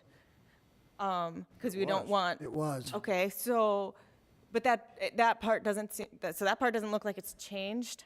The part I'm confused about is it talks about the open meeting requirement. But then again, yeah, if you do have two commissioners and it's commission formed, it's an open meeting anyway. No, I'm sorry. It Okay, says so- it's not going to be a committee, but the administrator will engage two city commissioners, but they won't be part of the. Okay, so it would be administrator engaged, Engaged, not not a commission committee. engaged. That's the Committees will difference. go away as part of my. Once the Okay. mayor, we appoint commissioners, it becomes public. Okay, gotcha. Okay, so then the other question would be on these types of things, then could the board increase the hiring board to 5 instead of 3, so you don't have a quorum with 2? I'm just thought. that's why, Well, a hiring committee can, include people from that respective department and, which is all positive. Dustin?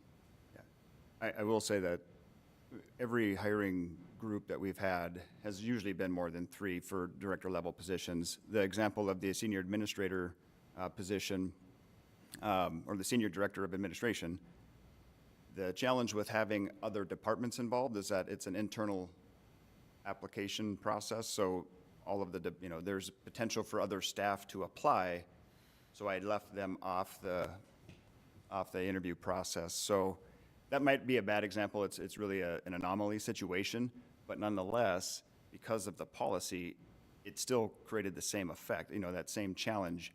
Without the policy, when we run into these anomalies, we are still operating as a working group versus a public committee. So, yeah, but to your point, we will certainly have more than 3 people for director level positions. Usually, a few different department heads will be in there as well as the 2 commissioners.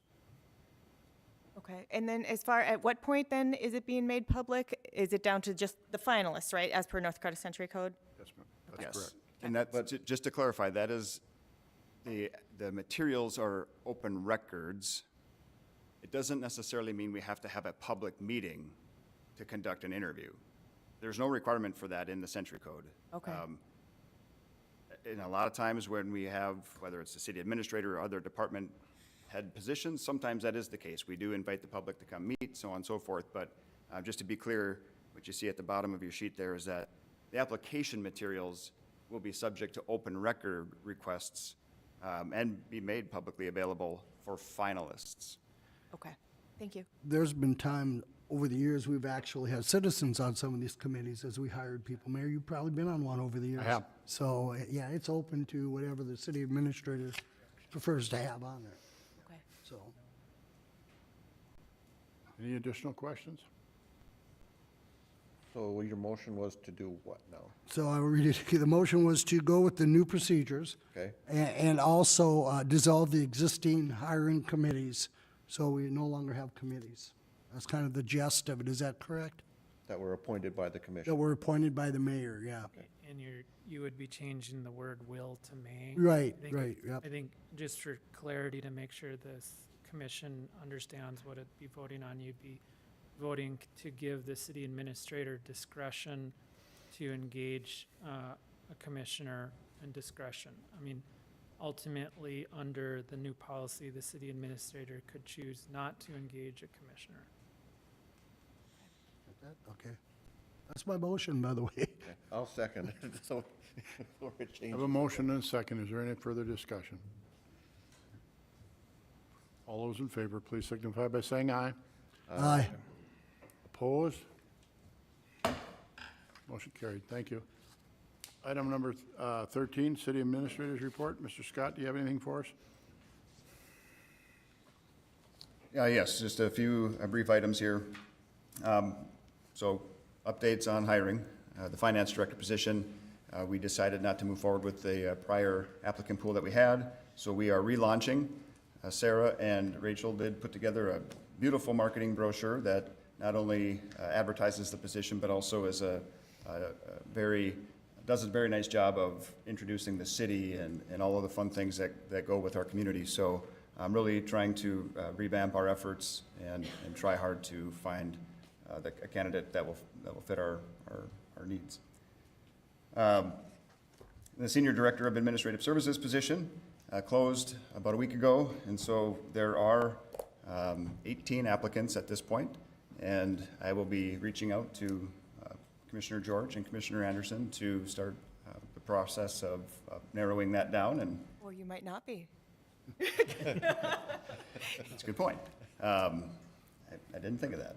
But yes, the good news, though, is we do have 18 applicants. I mean, it's better than me coming here and saying we had nobody apply. So the hard work now is just to go through them and decide who we want to move forward with an interview.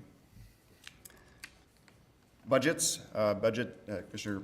Commissioner President Dardis did mention earlier that we are working hard on our budgets. Departments have been working diligently. Most of them have submitted their first drafts. We are going to start looking at calendars and scheduling review sessions with commissioners in the coming weeks. Not anytime real soon, but hopefully by the end of May, we are conducting our first round of interviews or of reviews with departments on their draft budgets. And then last, I will mention our salary survey or salary study that we really were hoping to get done last year. We are in the final stages. We've got all of the data back. We are just now looking at drafting potential implementation options. So along with that, there's also a lot of work to do in communicating with the departments on what the survey found. And so we're hopeful that, again, within the next few weeks, we can bring that forward to the City Commission and decide how we want to proceed. So with that, I'd stand for any questions. Questions for Mr. Scott?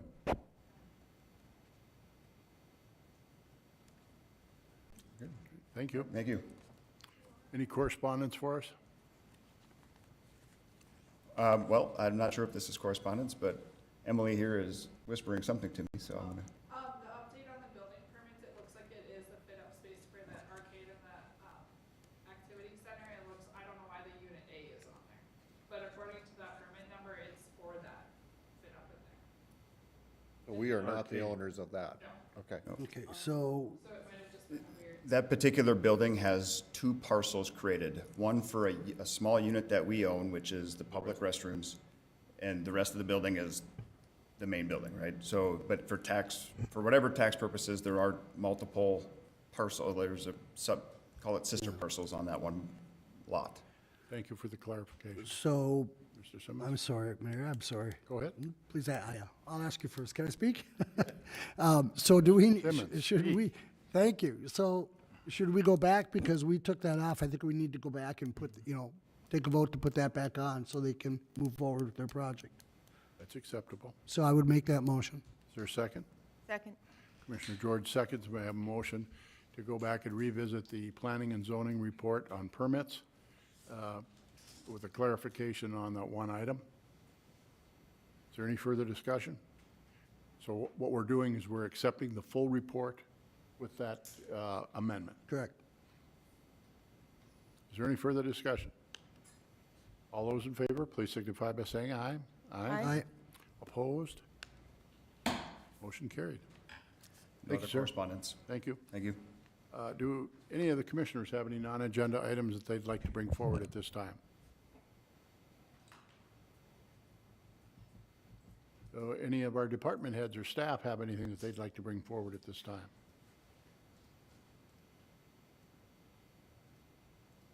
Seeing none. Mr. Simmons, Move to adjourn. Commissioner Olson, Second. we stand adjourned. Thank you all.